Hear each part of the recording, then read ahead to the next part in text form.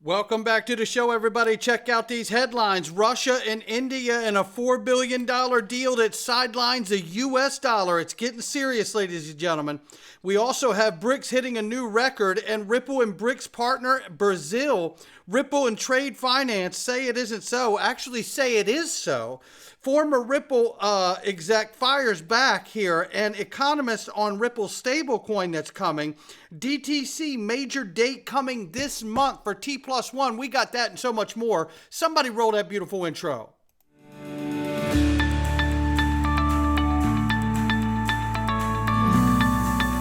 Digital Perspectives with Brad Kimes. Come on in.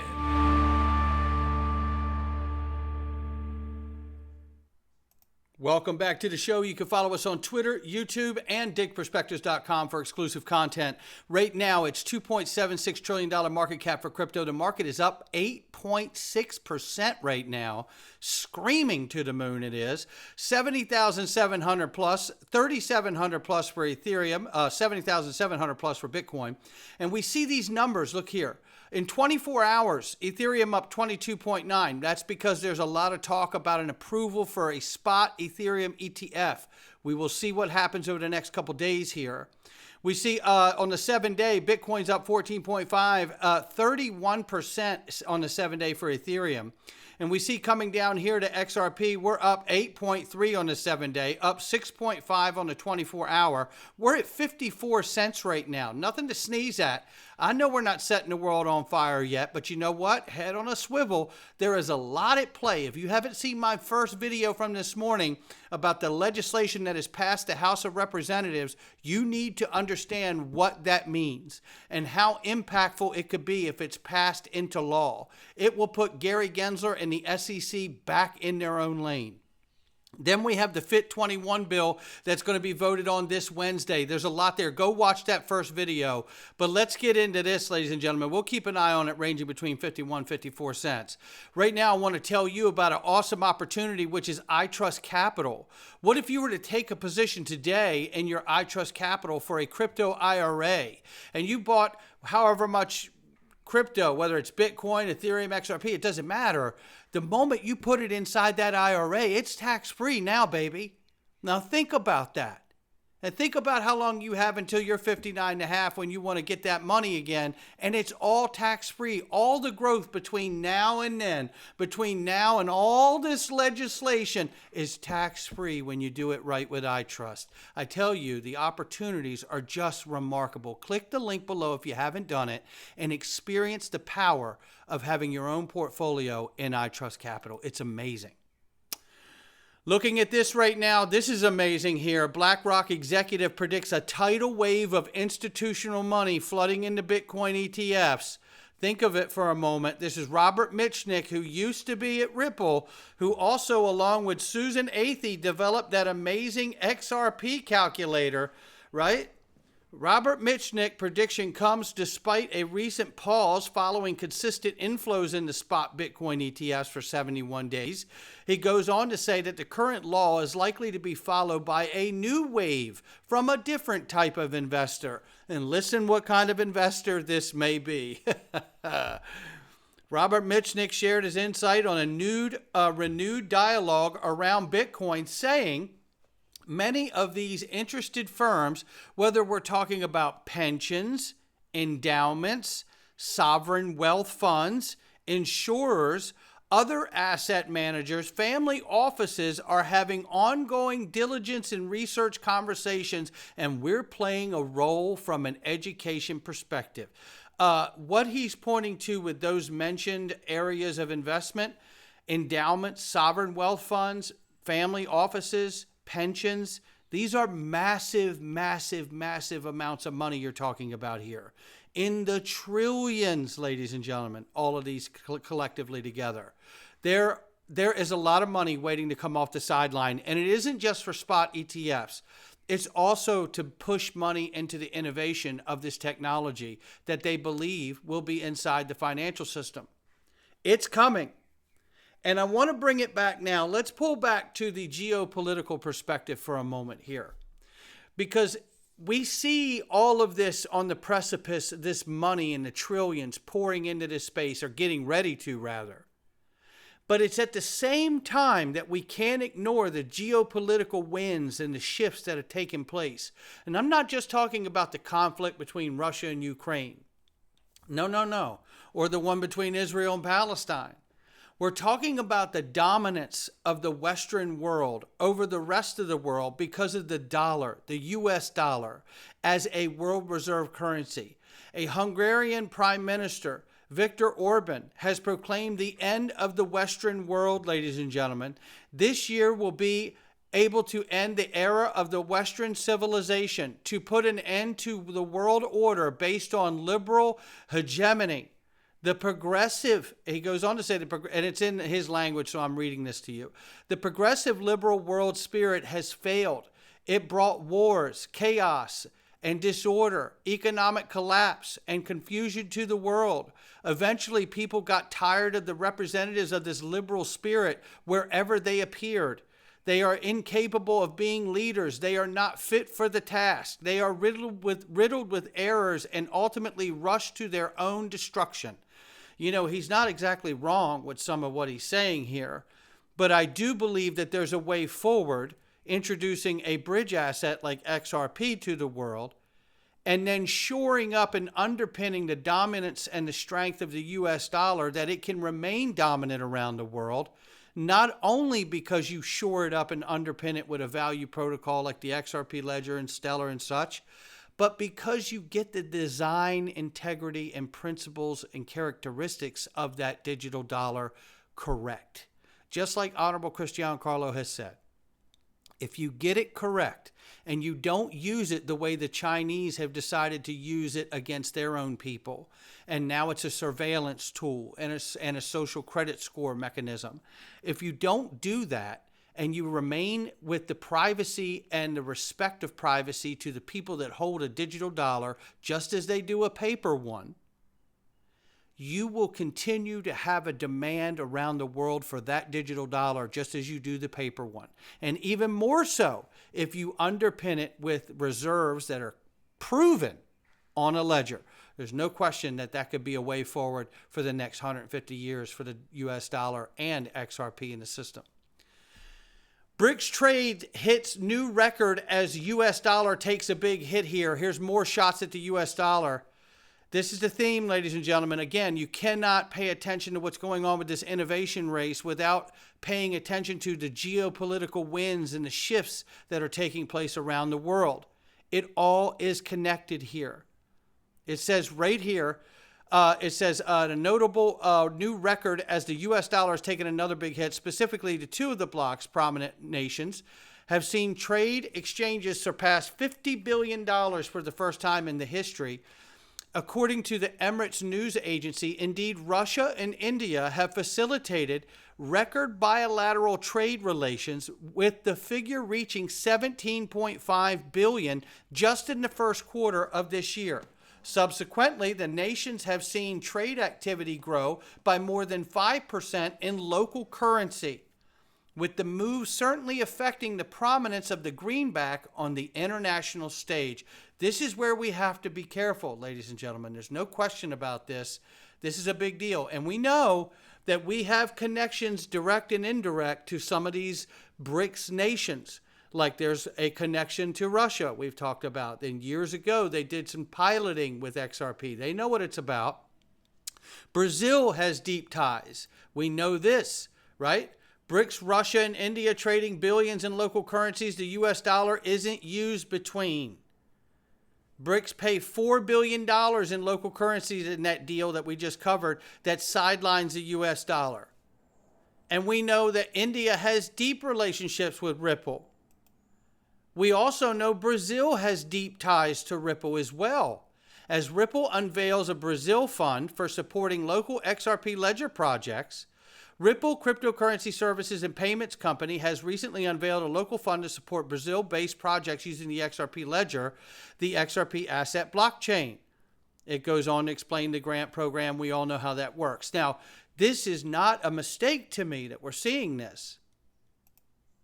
Understanding that When it comes to trade, which we've just discussed how the US dollar has been obfuscated and worked around, and they've gone to their local currencies instead of using the US dollar here in those cases. Not only XDC for trade finance, but Ripple as well. It says here, it says we can derivatize payment channels and a net clear the finance supply chain in more granular ways with digital ledgers and open credit networks. One idea is to simply implement Ripple for trade finance. So there are many different solutions out here and layers to a solution that can be used like Ripple. This is Zoe Cruz who sets the record straight here, ladies and gentlemen. Now, Zoe Cruz, formerly of Ripple, and she fires back. And this was in answering, remember when I think it was Forbes that put out the article that basically said, you know, a list of crap coins and XRP was in it? I'm paraphrasing. Well, she fired back here on her LinkedIn here, and Zoe Cruz sets the record straight. She says decentralized finance is in its infancy and represents a Cambrian explosion of activity. Although it's way too early to call the winners and losers, this disruptive technology will change many business models for the better. If I were a journalist, I would be less categorical than that headline proclaims so loudly. Oh, I love it. She fired back on that headline from Forbes, I believe it was. So since XRP and Ripple is at the top of their list at being a no-good token, I will begin with this token and add 3 others that point to real use case with a real need for innovation. Just like social media, MySpace had 90% market share, Facebook had 5%, and we all know how that movie ended. So now imagine that and superimpose those numbers over top. Bitcoin's got 90% of the market share. Facebook's got 5%, so now let's call XRP 5%, and we all know how that movie ends. You know, just for a second here,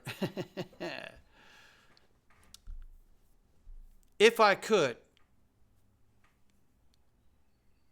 if you look at what we're watching happen here with the approval of the ETFs, knowing that U.S. Congress is also targeting Tether. Now, I don't know what will happen to Tether, but you have to wonder, understanding that these new spot ETFs are a new source of liquidity for those products. So, one could make a speculative argument. Maybe it's that they're approving these spot Bitcoin ETFs and they're about to approve the ones for Ethereum too in the next couple days, as what the people are saying on social media now. They're hinting that that could happen this week. And if that happens, that would be a new source of liquidity for Ethereum as well. So, if you wanted to clip USD Tether's wings, you might want to do it right after that ETF approval, hadn't you? That way you guarantee that Bitcoin and Ethereum keep a solid liquidity flow that they didn't have before, that they do now. And USD Tether can have its day of reckoning, however that's going to shake out. But we know Zoe Cruz has certainly said that Ripple is the winner. Take a listen here. Multi-trillion-dollar space, by the way. $200 adds to a lot of money. Yeah. But you're talking about 1.7 billion unbanked. 1.7 billion people don't even have a bank account, no matter how small the account is. And another 2 billion people underbanked. Right. So they chose a space that said, not only do you have people outside of the financial system, and XRP being used as the bridge currency, because it was designed for that, is a multi-trillion-dollar problem that if I solve it, I make a lot of money, I being Ripple, but also I make a difference. And frankly, the reason I am so excited to work with that company is they can change the world. So that's their mission. They're not going to, it's very expensive, by the way, to have railroad tracks that reinvent the way cross-border payments are being done. So they're lucky to have a balance sheet for such a worthy goal. Having said that, look, I used to be an options trader. Options are wonderful things to have, provided they're not too expensive. They understand that the ecosystem is being built, exchanges that are worthy of that word, as opposed to fly-by-night exchanges in the middle of nowhere. So they are putting some money in that optionality of, if that infrastructure gets built, it has two things. One is it legitimizes the space, and also you're making money on your investment. But I would say they're very smart in the way they're going about these options, but their main mission, where the money is being spent, is really laying down those railroad tracks that are very important. And no one, frankly, as I said, listen, they can't pretend they occupy Bitcoin. They are store of value, just like Bitcoin is, obviously. But they're the clear winner currently in that cross-border, the clear winner. There you have it. Ripple's the clear winner. And MIFSA economist has decided to share here the importance of Ripple's stablecoin. And you can see Carlo de Magier, an economist and researcher from MIFSA, recently emphasized XRP and Ripple's initiative to introduce a stablecoin.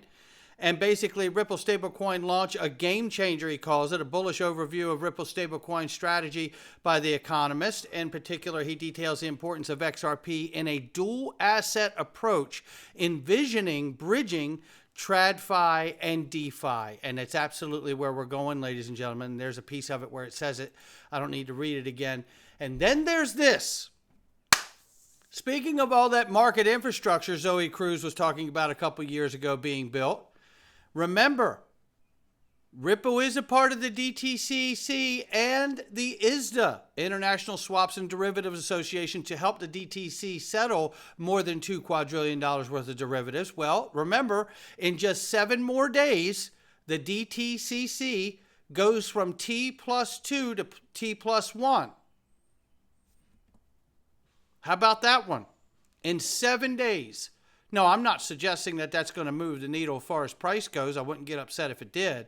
But what I'm saying is the moment of implementation of this innovation is beginning to happen right before our eyes. And this is fantastic to watch. Price will take care of itself. As long as I keep seeing these things happen in an orderly fashion, in a phase-in operation, the way we've seen over the last several years, this is exactly the kind of stuff I want to continue to see. And I think that I'm seeing it. So I'm loving that for us. And it's not financial advice from me or anyone else. It's just my digital perspectives. Look, if you want to support the channel, you go to digperspectives.com, click on the Freedom Zone, and come on in. You get all my daily videos with 0 Google ads. You get full access to a private Telegram group. And it is a great conversation happening with some amazing people, some of the brightest minds in this space. No doubt about it. And I throw in extra content as well that doesn't necessarily always align with the channel, but it is an important conversation nonetheless. I hope you will join all of us at digperspectives.com in the Freedom Zone. Come on in.